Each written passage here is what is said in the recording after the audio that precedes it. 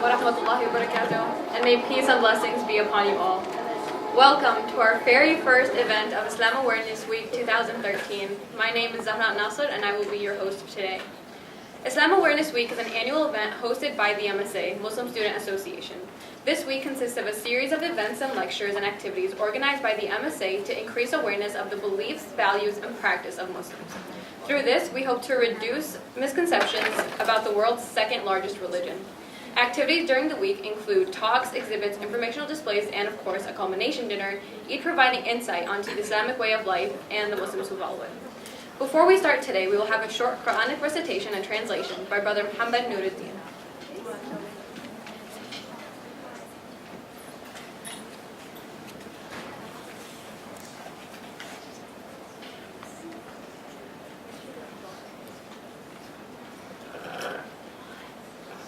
السلام عليكم ورحمة الله وبركاته.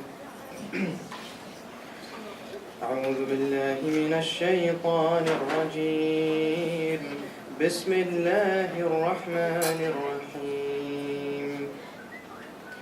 سبح اسم ربك الأعلى الذي خلق فسوى والذي قدر فهدى والذي أخرج المرعى فجعله غثاء أحوى سنقرئك فلا تنسى إلا ما شاء الله إنه يعلم الجهر وما يخفى ونيسرك لليسرى فذكر إن نفعت الذكرى سيذكر من يخشى ويتجنبها الأشقى الذي يصلى النار الكبرى ثم لا يموت فيها ولا يحيا قد أفلح من تزكى وذكر اسم ربه فصلى بل تؤثرون الحياة الدنيا والآخرة خير وأبقى إن هذا لفي الصحف الأولى صحف إبراهيم وموسى. صدق الله العظيم. In the name of Allah, the most in the name of Allah, the most beneficent, the most merciful. Exalt the name of your Lord, the Most High, who has created and proportioned, and who has destined and then guided, and who brings out the pasture, and then makes it black and stubble. We will make you recite, O Muhammad, and you will not forget, except what God should will. Indeed, He knows what is declared and what is hidden, and we will ease you toward ease. So remind if the reminder should benefit. He who fears God will be reminded, but the wretched one will avoid it. He who will enter and burn in the greatest fire, neither dying therein nor living. He has certainly succeeded who purifies himself, and mentions the name of his Lord and praise. But you prefer the worldly life, while the hereafter is better and more enduring. Indeed, this is in the former scriptures, the scriptures of Abraham and Moses.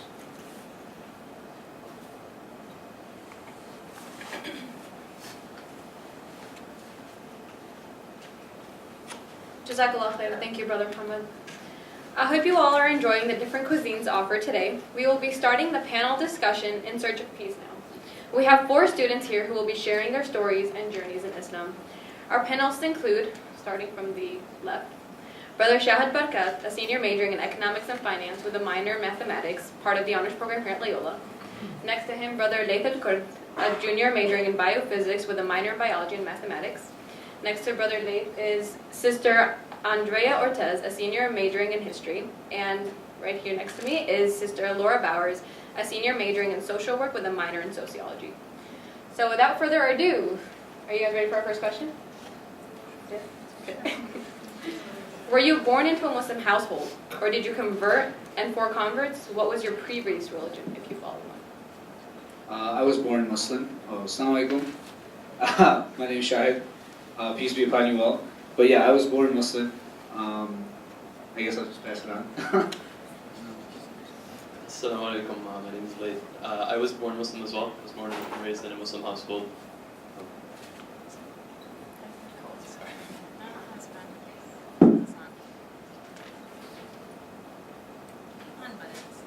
Assalamu alaikum. My name is Andrea Ortiz. I converted to Islam in 2009. So I am a toddler in my Islamic years. I'm 3.5 years old. Peace and blessings be upon you all. My name is Laura, and I wasn't born into a Muslim household. I converted about 3 years ago on March 5th, and before I converted, my family and I would have identified as Christian, but we didn't really practice. We just kind of gave presents on Christmas. So the next question is for the born Muslims, our two brothers on the end. Were you always practicing? Was the way you believe in Islam before different from the way you believe in it today? So for me, I was born in a Muslim household. I learned how to recite Quran and read Quran, but that's the limit of Islamic education I had growing up. I did not go to a private school, Islamic school. I did not go to Sunday school. I did not go to Saturday school. So I had no Islamic education growing up. I went to a public high school, and basically all I knew about Islam was how to read the 5 prayers per day and then how to recite the Quran. It was only until when I got into college, I would say, is when I actually learned more about Islam and was able to find my path. Freshman year, I came into college like most freshmen, not knowing anything about college, not knowing anyone here, besides a few family members I knew, cousins who went here. And so when I came in, I was kind of lost, and I started hanging out with people who I knew, who I just found from like class and stuff like that. But I just didn't like the stuff that they would do. You know, they would do some things like that happens on college campuses that I just was never into. And so second semester, freshman year, is when I first got into, like, started going to the mosque on the 8th floor of Mundelein. And I met some brothers there who really helped shape the Muslim I am today. And I can say that they were, you know, really nice. They invited me to different MSA things to come to. And at first started out with that because I was commuting, so I didn't have a lot of time to stay on campus. But they invited me to stuff, and you know, I came, I had fun, and I liked the company that I was in. And you know, through them, I learned more about Islam. And after that, the initial just meeting Muslims and being with good company, I started to get more interested in Islam, and I started doing research on my own about Islam. You know, the basics of, you know, I went back to how to pray Salah, you know, how to pray 5 times a day, the basics of, you know, how to recite properly. All this stuff that, you know, you learn as a Sunday schooler or as a kid growing up, I went back to that. And, you know, I started from there, and slowly on, you know, moving through sophomore year, junior year, I was able to gain a good, you know, knowledge of Islam. So, as it goes with the name of the panel, In Search of Peace, I would say, I wouldn't say that I'm at peace right now, but I can say I feel like I'm on the path of finding peace. I'll pass on. Assalamu alaikum. So my story is it's kind of similar to Shahid's. I would say I grew up in a Muslim household, as I said before. I wouldn't always consider myself like a fully practicing Muslim. Growing up, just, you know, I would know that, you know, I was Muslim, and that, you know, there's certain things I should do, certain things I shouldn't do, just the very baseline things. You know, don't eat pork, drink alcohol, so very basic things. But over, you know, when it really hit for me was, I'd say halfway through my high school years, when things started to change, kind of in my friends and how people would interact with one another on a daily basis, that I started questioning myself, and I started starting to ask myself some questions. You know, how does my faith, how do I reflect my faith, like when I'm out and about with friends or at school. So that's, I would say, that's the time when I really started to begin my search towards a greater understanding of Islam. And I'd say the greatest medium for me was at that point when I just started questioning everything. I just started reading different books by all sorts of authors, and the more I read, the more I understood, and the more I understood, the more I loved, and the more I loved, the more peace I had inside. And God willing, I'm still on that journey. So, as we've seen, searching for Allah isn't something that only converts have to go through. Even people that were born Muslim had to eventually find their way, or as our brothers told you, they're still searching for their way. But let's talk to our sisters over here, quite literally. How did you come across your search for Allah or God? Some people say it was a traumatic experience, something eye-opening. So let's hear yours.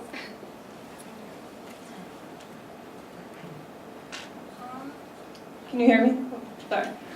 So, my conversion wasn't really spurred by a single event or situation. It was more of a long process that I didn't realize I was in until I was ready to convert. But in 6th grade, my family and I moved to a new house within the same neighborhood, and our neighbors happened to be a Pakistani Muslim family. And so that was our first introduction to Islam at all. When 9/11 happened and afterwards, we didn't really associate Islam with 9/11 simply because we were ignorant of the religion entirely. But upon meeting that family, we started to learn more and more about it. And so the grandmother of the house would come over and bring food to our family every single day.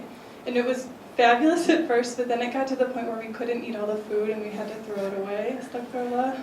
And finally, one day she came over to bring more food. It was literally every single day. And we're like, Mumtaz, listen, you don't have to be in the kitchen cooking for us all the time. You don't have to bring it over. We know it's hard. You know, you have your grandkids to take care of and your kids, so it's okay if you don't bring something for us every day. And she told us, I'm a Muslim, and in my religion, we feed our neighbors before we feed ourselves. And so that, I think, took our awareness of Islam to appreciation of Islam. And then I think that was the start of my path from there. And then in high school, my best friend was Muslim, and her family never really preached Islamic theology. It was more just seeing their character, how they treated others, and the sense of peace and purpose they had within themselves. And that was something I'd just never seen before. So there were all these individuals in my life, and I was like, something is different about these people and the way they live, and the common denominator was Islam. So that's when I started to look into it.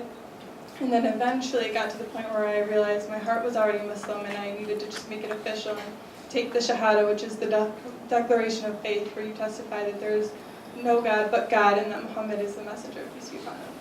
So that's the story in short. Okay, so I forgot to mention, I grew up Roman Catholic. I went to private schools my whole life, private Catholic schools my whole life. I was born and raised in East LA, so I'm actually from the West Coast. Similarly, looking back, I couldn't have said like this is when my journey with Islam started, because I think it was an ongoing process, and I really didn't interact with Muslims until I was in college. My dad is an engineer, so we had one family friend that was Muslim, and the mom made the best hummus ever. But that was my like limit, right, to the culture, to the religion, etc. When I came to college, I was kind of in that whole process of kind of my own existential crisis of finding the answer to everything. And I was surrounded by good people. I was blessed to get to know very good Muslims that pride themselves in being good people, right? And growing up Catholic, I grew up at a Jesuit church, so it was a lot of liberation theology, which is what formulated my own spirituality. Liberation theology, in short, is basically creating a spiritual process where you provide a preferential option for the poor. So it's understanding that societies are strongest when the poor are taken into consideration. And actually learning about Islam in college and learning about the 5 pillars and especially social justice when it came to Islam enabled me to look more into the religion. I then was drawn to both things happening at the same time. And I think with Catholicism, I came to a point where I was like, okay, what does it mean to be Catholic? And it was the Trinity that I was like, okay, if that's what it means to be Catholic, why do I have so many issues with the Trinity, right? I was okay with Jesus being an example of a good person. I was okay with believing in a spiritual power higher than yourself. So I believed in God, but there were still some iffy parts that just didn't resonate well with my own personal spirituality. And learning more about Islam and recognizing the simplicity of the testimony of faith, the Shahada, I realized that it was just the right base and foundation that I needed to really further